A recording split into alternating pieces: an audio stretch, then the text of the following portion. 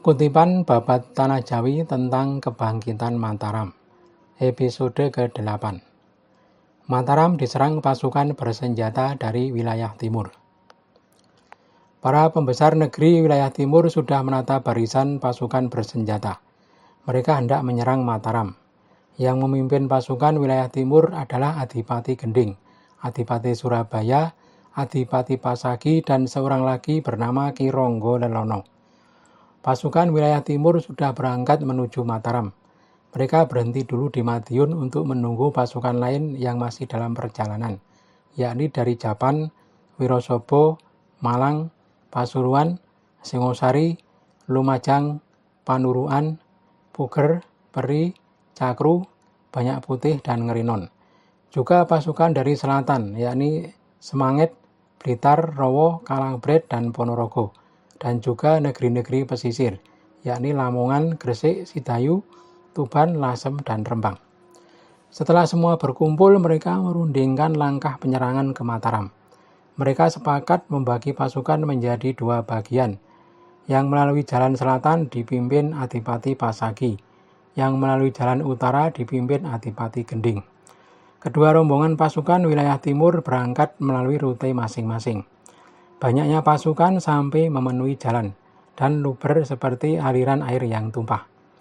Di Mataram, Panembahan Senopati sedang tampil di hadapan para punggawa. Hadir pula Senopati Kediri bersaudara, Ki Sorodipo, Ki Jajagung, dan Noyokarti. Adipati Mondoroko selalu duduk di depan bersama Pangeran Mangkubumi, Pangeran Juminah, Pangeran Pringgoloyo, Pangeran Aryo Wiromanggolo, Pangeran Adipati Puger, Pangeran Adipati Teposono, dan Pangeran Puruboyo.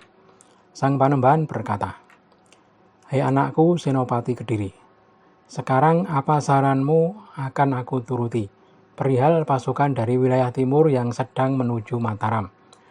Menurut laporan prajurit Kajineman kepadaku, perjalanan mereka dibagi dua. Yang separuh melalui utara dipimpin Adipati Gending, separuh lagi melalui selatan dipimpin Adipati Pasagi. Mereka telah sampai di Nguter dan bermarkas di sana. Nah, Senopati, bagaimana pendapatmu? Mana yang harus dihadapi duluan?" Berkata Senopati Kediri, "Yang mana saja hamba berani, Paduka. Hanya hamba meminta Paduka jangan turun sendiri ke medan perang. Abdi Paduka si Senopati ini saja yang menghadapi pasukan wilayah timur. Dan satu lagi yang saya minta, para putra Paduka cukup menyaksikan saya dari belakang, tidak usah ikut berperang." Panembahan berkata, "Aku ingin berangkat sendiri." Senopati Kediri berkata, "Hamba minta kepada Paduka, kalau Senopati Kediri masih hidup, jangan sampai Paduka beranjak dari kota raja. Abdi Tuan si Senopati ini untuk apa kalau tidak diadu perang?" Panembahan sangat suka mendengar kesanggupan Senopati Kediri. "Dua anakku, kalau demikian segeralah bersiap. Ayo para prajurit Mataram, kalian segera menyiapkan diri. Para putra dan kerabatku semua, jangan ada yang ketinggalan. Berangkatlah semua mendampingi Senopati." Pasukan Mataram sudah berbaris rapat di alun-alun. Banyaknya prajurit sampai tumpah ruah ke pasar dan gang-gang sepanjang kota Mataram. Panembahan berkata, "Baiklah, segera kalian berangkat. Anakku Senopati, bubarkan barisan dan aku serahkan semua pasukan kepadamu." Senopati Kediri menyembah dan segera menabuh tanda berangkat. Gendang dan gong berbunyi bersautan. Bendi Kiai Bicak dipukul. Suaranya menggema di angkasa seperti suara halilintar. Para pasukan di depan beranjak, disusul pasukan di belakangnya. Gerakan mereka seperti gelombang samudra tiada bertepi. Ki Senopati berada di belakang menempati posisi komando tertinggi. Para saudara Senopati berada di barisan tengah bersama para putra raja. Perjalanan mereka sudah sampai di Taju, lalu menata barisan. Para bupati berbincang dengan Ki Senopati membicarakan strategi yang akan mereka terapkan. Berkata Senopati, "Siapa sebaiknya yang akan menghadapi pasukan timur yang lewat selatan?" Pangeran Mangkubumi berkata, "Aku serahkan padamu." Senopati berkata, Kalau setuju, Tuan Pangeran Purboyo yang memimpin pasukan Mataram yang akan menghadapi musuh di selatan, dengan didampingi Pangeran Jogorogo, Malang Sumirang, dan Panji Wirobumi. Pangeran Purboyo berkata, "Apa keinginanmu kami mendukung." Senopati berkata lagi, "Juga jangan ketinggalan Ngabei Wiropati dan Kartiwadono dan juga para prajurit dari Kajuran. Kalau sudah siap, silahkan berangkat. Musuh berada di timur agak ke selatan, di Nguter." Pasukan Mataram segera berangkat. Pangeran Purboyo menjadi panglima pasukan Mataram yang ke selatan. Ki Senopati kemudian memimpin sisa pasukan ke arah utara. Para punggawa Mataram yang menyertainya adalah Pangeran Mangkubumi, Pangeran Singosari, Ngabei Jenar, Ngabei Rowo, Ngabei Awu-Awu, Tumenggung Bocor, Ngabei Kalegen, Demang Kalong. Mereka semua berada di depan.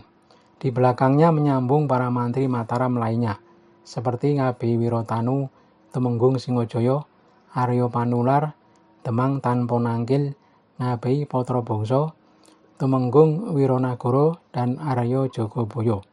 Di tengah barisan para saudara Ki Senopati berada Ki Sorodipo, Ki Jajagung, Ki Noyokarti.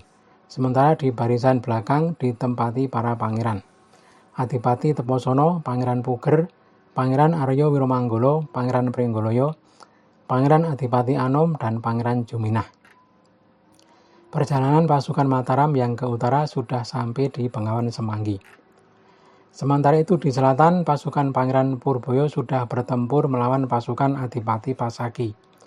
Terdengar sorak-sorai bergemuruh dari arah selatan. Kedua pasukan saling desak, saling tembak, dan saling serang. Di langit terdengar suara kalantaka menyala bersautan. Panji Wirobumi mengamuk seperti raksasa lapar. Pangeran Purboyo dan sang adik Pangeran Jogorogo dikeroyok pasukan dari timur, tapi tak gentar. Kedua pangeran mengamuk tanpa bisa dilawan. Banyak prajurit timur telah tewas. Makin lama pasukan timur makin terdesak. Akhirnya Adipati Pasagi lari dari medan perang. Ki Adipati lari ke utara untuk bergabung dengan pasukan di utara. Pada saat yang sama di utara, pasukan dari timur dan pasukan Mataram juga sudah terlibat pertempuran dahsyat. Senopati Kediri bersaudara mengamuk tanpa bisa dilawan. Pasukan timur kocar-kacir. Ki Sorodipo dan Ki Jajagung langsung menuju ke pondokan musuh. Ki Noyokarti segera menyusul. Sementara Ki Senopati bersama 40 orang prajurit Magersari mengikuti di belakang. Ki Senopati dan Adipati Pasagi masih terhitung paman dan keponakan. Ayah Ki Senopati dan Adipati Pasagi adalah saudara sepupu. Ki Senopati Kediri sudah bertekad, bila nanti bertemu sang paman, akan dia layani sekehendaknya. Bila perlu akan melakukan duel 1 lawan 1. Tak berapa lama kemudian Ki Senopati bertemu dengan Adipati Pasagi yang datang dari selatan. Adipati Pasagi berkata kepada pengiringnya, bocah, siapa itu yang dikelilingi para Magersari itu? Sikapnya berlagak, berkuda dengan berjingkrak-jingkrak. Para prajuritnya menjawab, apa Tuan tak mengenalinya lagi? Itu putra Tuan sendiri, Senopati dari Kediri. Adipati Pasagi sangat gembira. Waduh anakku, sungguh engkau yang kuharapkan bertemu. Ayo mumpung sepi, di jalanan ini kita bertarung. Aku ingin melihat rupamu sekarang. Ki Senopati begitu melihat sang paman Adipati Pasagi kemudian berbalik. Ayo bocah, kita hadapi paman Pasagi. Sudah lama aku tunggu-tunggu baru kali ini bertemu. Ayo sekarang kita bertarung mengukur keperwiraanmu, paman, seru Senopati. Keduanya panglima asal wilayah timur dan sudah saling berhadap-hadapan. Keduanya tak ragu untuk mengadu nyawa, mempertahankan hidup masing-masing.